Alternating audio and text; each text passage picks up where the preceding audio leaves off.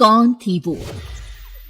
मैं 8 महीने की प्रेग्नेंट थी और अपनी डिलीवरी के लिए अपने मायके गई थी। माँ ने मुझे फोन पर बताया, घर के पीछे की तरफ जो खाली जमीन थी ना, वहां पर एक नया कमरा बनवा लिया है।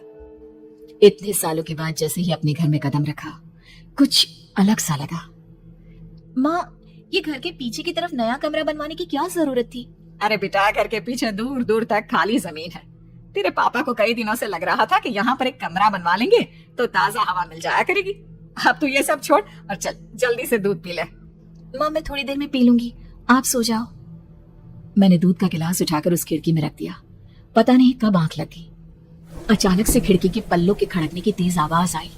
दूध का गिलास धड़ाम से जमीन पर आ गिरा। जमीन पर गिरते ही दूध का रंग लाल हो चुका था। मैंने खिड़की से झांक कर बाहर देखा। चारों तरफ तो अंधेरा था। उस अंधेरे की तरफ से कुछ आवाजें आ रही थी, जैसे छोटे बच्चे आपस में खिलखिलाकर मस्ती कर रहे हो।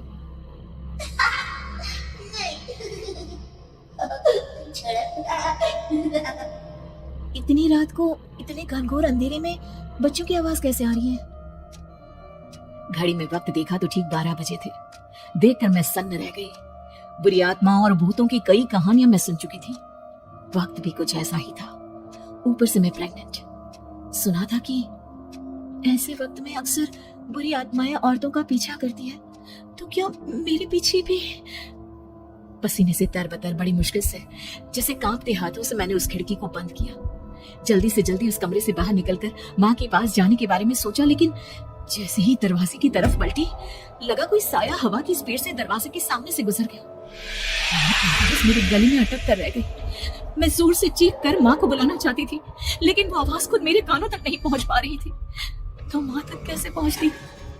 खिड़की के पल्ले एक बार फिर तेज हवा के झोंके से धड़ाम करने लगे और पूरी ताकत से मैं चीख पड़ी। जानती थी मेरी चीख की आवाज सुनकर कुछ ही सेकंड में माँ वहां पहुंच जाएगी, लेकिन ऐसा कुछ हुआ ही नहीं।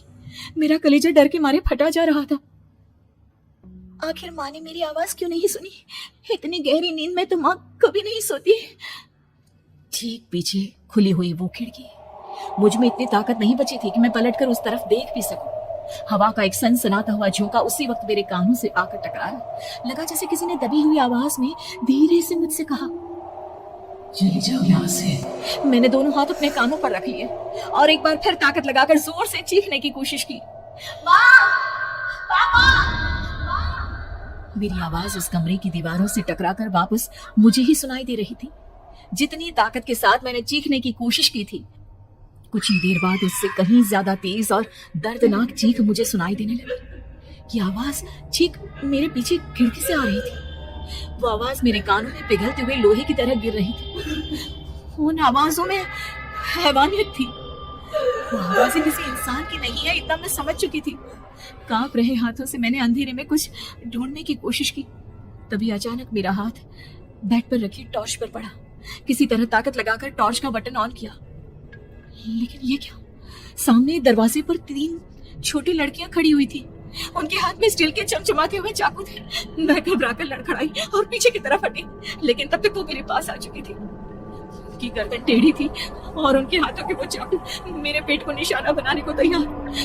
मैं जोर से चीखी, नहीं, छोड़ दो मेरे बच्चे को, मत मारो, मत मारो, छोड़ दो मेरे बच्चे को। सोनाली, सोनाली, क्या हुआ बेटा? तू इतनी डरी हुई क्यों है? उठ बेटा, क्या हुआ? हड़बड़ाकर मैंने अपनी आंखें खोली। देखा तो दिन निकल आया था। माँ मुझे जगा रही थी। मेरा चेहरा पूरा पसीने से लथपथ था। क्या हुआ बेटा?